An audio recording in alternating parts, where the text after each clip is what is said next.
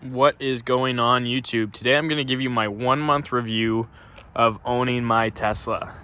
Keeping up to what I said in my first video, I'm going to take you through what I've learned over the last 30 days of owning this bad boy. Now, keep in mind, I went from a gas guzzling truck to this Tesla, and I didn't really know much about the electric vehicles. So today I'm going to tell you what I've learned and kind of some tips and tricks that I wish I knew the first day I had this vehicle. Let's get into it. So the first thing I want to talk about is the charging. So as you can see, I have it plugged into level 1, which is about 120 volts.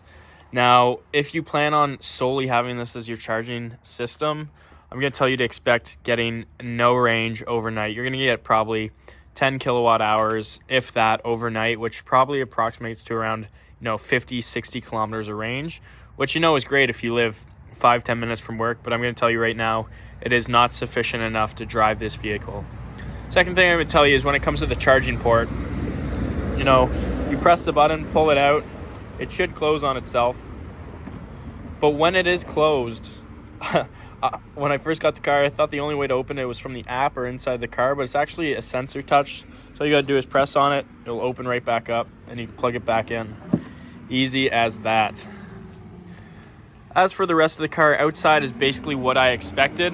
So we'll get into what's on the inside of this vehicle. So as we get into the inside of the vehicle, some simple things I want to point out that I just did not know about this car immediately was that right here you got 2 wireless charging pads, which would be great if you had a capable phone or a compatible case. I have a capable phone but not a compatible case, so I got to figure that one out. The second thing I want to mention is you have the 2 levers up here. One is for park reverse drive, the other is for your windshield wipers and your signals. Now, immediately what I'm going to say is that if you press your wipers on, you'll see it pop up here. An easy way to cycle through your wiper stages is here. Make it increase or slow. And then to shut it off, you just press that again and it'll shut off. So that's something I didn't know when I originally got this car, and something I wish I did know. Another thing I will say is that Tesla released an update in which you could set the autopilot with just one pull down. The only thing I will say about that is they also updated the sensitivity level of the steering wheel. So it's actually kind of annoying now that every 2 seconds it prompts you to kind of spin the wheel to make sure you're still there. It will actually shut off on you pretty fast, which is annoying. If it shuts off on you 3 times in one drive, you're actually not able to access it until the next drive. So I shut that off. I have cruise control set to just 1 pull down, autopilot set to 2 pull downs. That way I could still be in cruise control, but don't need to be prompted as often.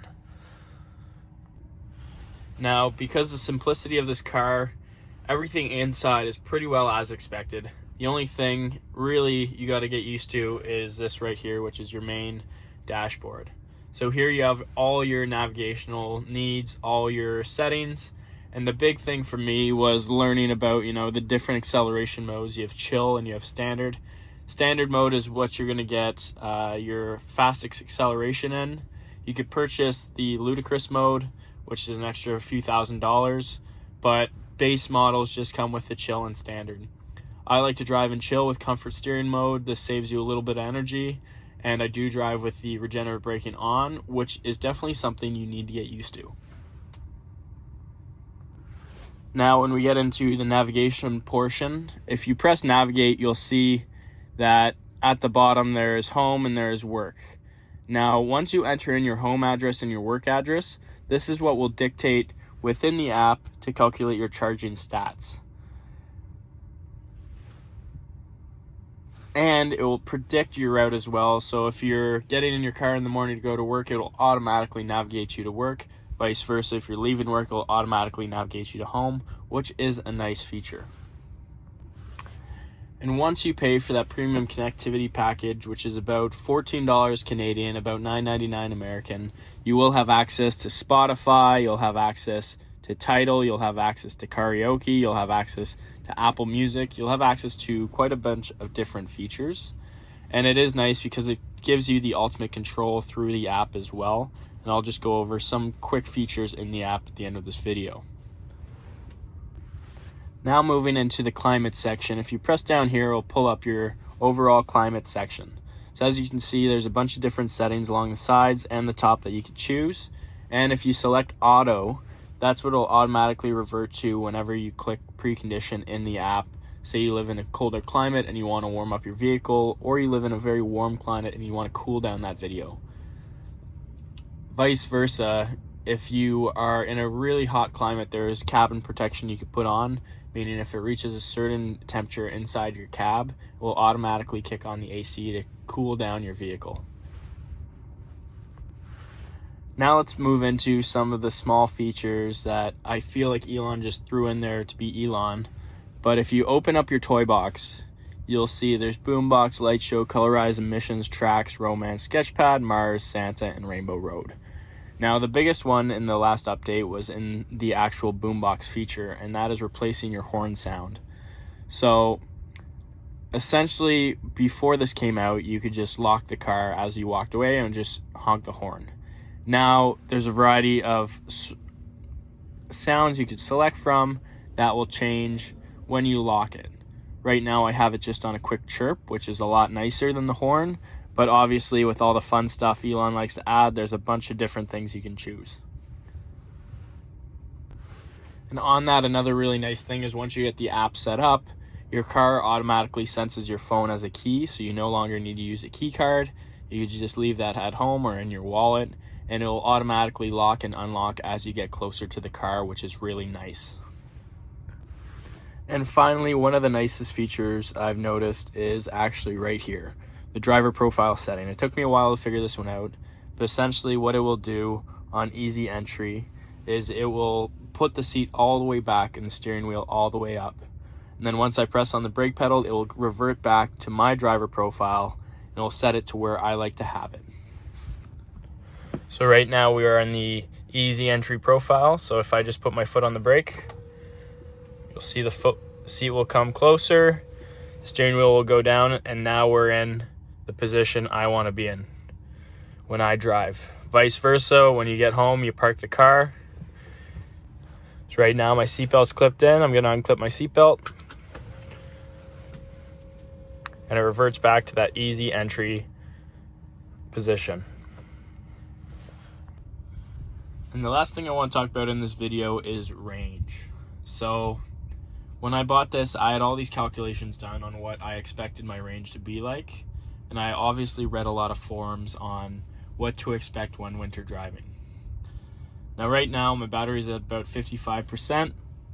That says it's about 290 kilometers, which honestly is so wrong.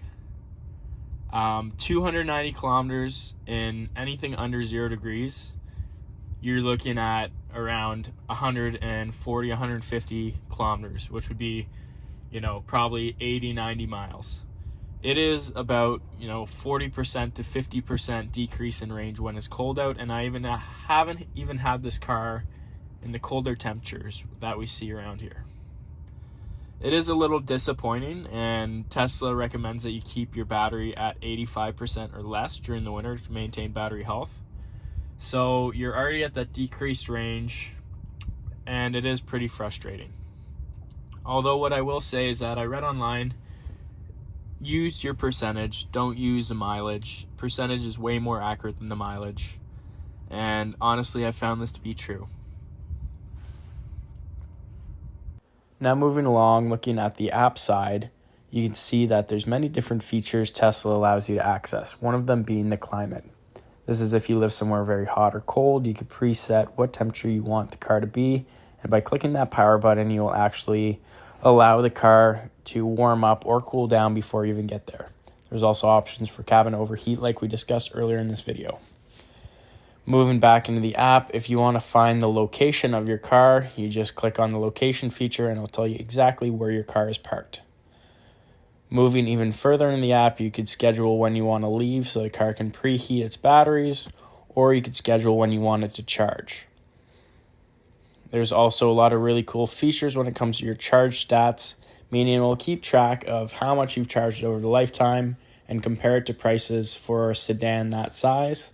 So far I've saved $109 in fuel, and most of my charging has been done off-peak, some of that has been supercharged. So this is a really neat feature that Tesla allows you to see the breakdown. Moving through the other controls, at the very top, you'll see there's live camera. So this allows you 360 view around your car. It does take a little while to open up, but once it's opened up, you can see the 4 different cameras around your car. And you could also select separate cameras if you just want to move, instead of seeing that 360, just one view, which is really, really nice. The next thing I'm going to say is at the very top, if you press and hold one of these symbols, it will allow you to customize which one you want up there. Whether you want your trunk, your vent, your door unlock. It is a nice feature that I didn't know about until probably halfway through owning it in the last month. And in the second last column, you'll see there's a start feature that allows you to start the car for anyone who doesn't have a key. This will give them a 2-minute time frame for them to get rolling and driving before the car locks itself out. Moving further into the app, you'll see at the very bottom there is roadside service, general service, and upgrades, as well as the odometer reading of your car. Anyhow, I hope this helps you, especially if you're a new Tesla owner. Make sure to like and subscribe.